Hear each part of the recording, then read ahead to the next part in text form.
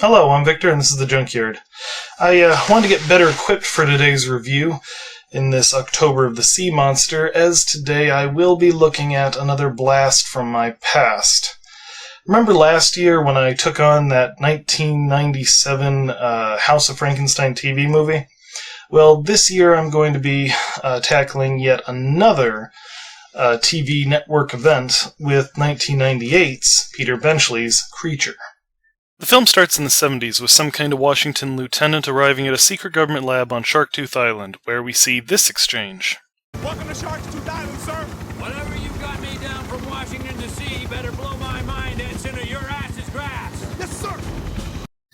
Isn't ensign the lowest rank you can have in the Navy without being a cadet? Is this ensign really in charge of government lab, or did you literally just decide to kick this guy's ass if the lab doesn't impress you? Anyway, they escort the lieutenant through the lab and show him what they've got stewing. Dolphin-shark hybrids. Any explanation about just how the hell that's supposed to work are cut short when another hybrid, stronger and meaner than the others, pulls open the door to its own cage and starts to escape. Oh, and check this bit out. Lock that wheel. Yes, sir! I can't, sir! What?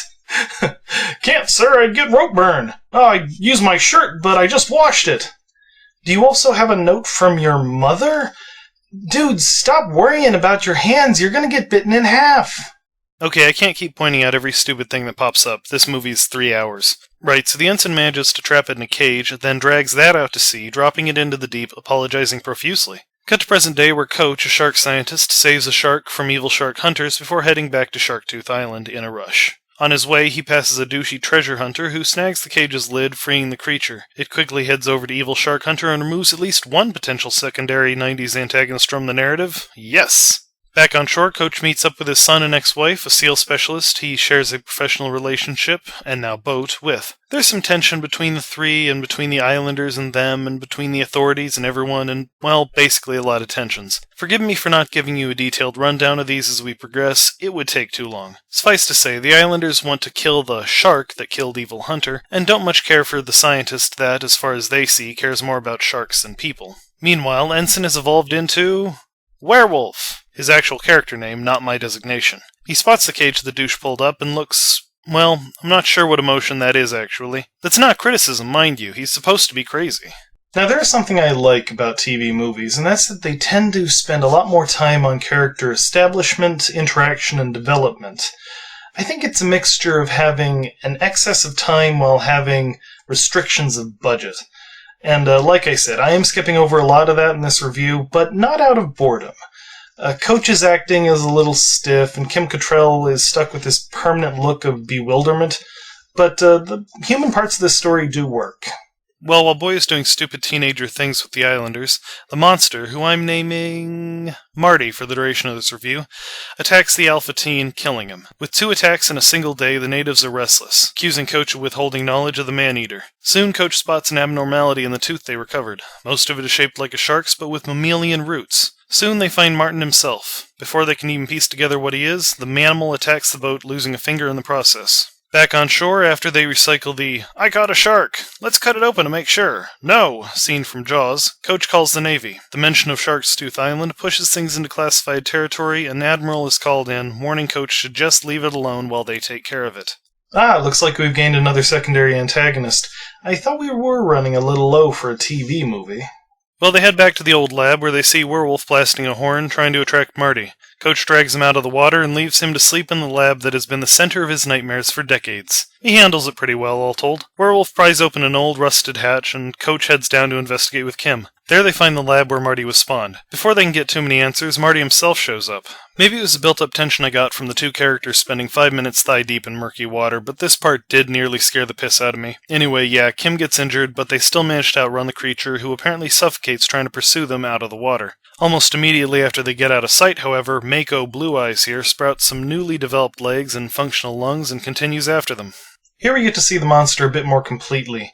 I do like the design, actually. It's a bit too much in the weird musculature stuff, but better too much than too little. If they had gone for smooth textures, the rubberiness would have just shown through. Meanwhile, I do have to wonder what a man-shark tastes like. Probably the surf and turf platter. Anyway, they still managed to outrun Marty and close the hatch, whereupon Werewolf mutters that legs were never part of the plan. You gave a shark arms. At what point did you decide that legs was going too far? The four of them race back to the main island, where Sun, after accidentally pulling off a docking maneuver that may not even be possible, nearly gets chomped. With the monster loose, the chief staying completely skeptical, and the natives getting completely superstitious, Coach and Kim send Sun home. I'm sure that's the last we'll see of him. Please? The actor's heart is in it, but he's just not very good. Well, Douche goes in the water to unsnag a line and then decides to follow said line into a sunken ship where it couldn't conceivably have gotten on accident, and of course gets eaten. Coach then manages to outdo treasure hunter in life-threatening stupidity when he encounters Commander's team at his lab. See, having heard that they brought in a team to kill Marty, I would have said, great, given the every shred of information I've gained about its anatomies and abilities, told them to call me if they needed a shark expert, and left to enjoy a mango smoothie. Coach, however, isn't content with that and starts getting in Commander's face about the Navy doing evil experiments. Fortunately, instead of just killing him, Kim, and other guy, they're all like, I'ma shoot it in the head. Well, I think it's a good plan.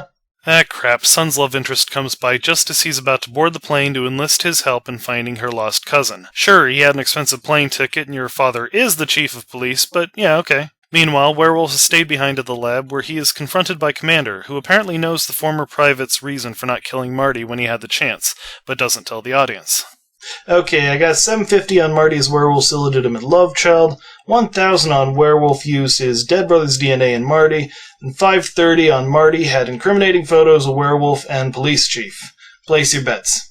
Well, Commander's team heads in, and somehow Coach is still there, being antagonistic. Oh, for God's sake, why did you let him stay? Is anyone allowed down here? Are there kids playing by the decompression chamber, vendors trying to sell the soldiers shell necklaces? Anyway, Sun and love interest are looking for cousin when they encounter a shindig, Douche's head, and Marty hanging upside down for no apparent reason. Back to the soldiers, they find nothing save some important notes that could have helped cure cancer, which Commander destroys because he's evil. Seriously, this guy's been acting evil since minute 1, but this is the first actually evil thing he's done since his introduction. Back to Sun, he and love interest make it to a house where they manage to drive Marty away by turning everything in the house on, overwhelming his electroreceptors. It's what draws sharks to living things even when they're not bleeding, look it up. Soon the soldiers are back on the trail, with Coach tagging along to try and get pictures to thwart the cover-up.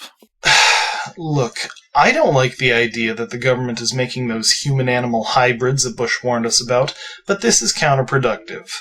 They're not trying to capture and clone this creature, they're trying to destroy it. Commander, theatrically evil though he may be, is trying to clean up a mess that somebody else made decades ago. Just accept that maybe the American public doesn't need to know about Operation Street Shark, and get out of the way. Well, as the soldiers stalk Marty and Marty stalks the soldiers, Kim discovers that our lovable fish monster has the ability to breed and create other hybrids with regular great whites, upping the stakes on his successful destruction. Unfortunately, Marty then takes out the entire squad in less than 40 seconds. That's excessively fast. It made this scene kinda goofy, and it will make any later scenes where someone manages to outrun or outmaneuver Marty implausible. But hey, at least the chief is finally on their side. Now they are invincible. As Coach readies for final combat, Kim confronts Werewolf. He reveals that, yep, illegitimate love child, of science! His own DNA was used in making Marty. Back in the lab, Kim offers to send her SEAL to find the creature. He sure as hell didn't volunteer, and they spot an underwater cave leading to the lab. Max, Werewolf, and other guy are still in said lab, and as Robin Hood the SEAL gets chomped, other guy and Werewolf go down to confront Marty in the catacombs. Because they're morons. Are Werewolf and Robin Hood the only characters I've used the proper names of? Coach catches up to other guy, Werewolf, and Marty, and while the tortured former scientist leads the creature on with some kind of flashing thing, they all manage to get topside. There, after much mucking about, including a rather stupid bit with a crane, Coach and Werewolf manage to lure Marty into the decompression chamber. Werewolf stays behind to distract it, where father and son have a much-needed talk. Then Coach rapidly increases, then decreases the pressure, and Marty explodes. As we all thank the director for not showing what happened to Werewolf's corpse in there, the film ends. Well, that was eventful, but was it any good? Like I said, a lot of the acting was pretty weak. I'm inclined to point at the director here, as I sense that the actors didn't quite know what to do with themselves. Werewolf was a pretty great character, though. The Navy parts and Coach's conflict with Commander were a bit sloppy overall. They went out of their way to make Commander evil for no reason. The story wouldn't be changed significantly if they had removed his destroy cancer research in the name of the cover-up bit, and just let him be the driven, I must finally end this nightmare character he was otherwise portrayed as. Likewise, just having the entire squad all die in one over-the-top scene was a waste. Even considering that, alongside a few other plot conveniences, it was still a fun movie that kept me watching for all 3 hours. It wasn't too scary, but the monster was pretty good, and there were a few tense moments and shocks. So that was Peter Benchleys' Creature. I hope you had fun with it. I found it rather therapeutic. I think I've even overcome my fears enough to go ahead and take a bath. Well, this has been Victor with the Junkyard. Thanks for watching and have a good day.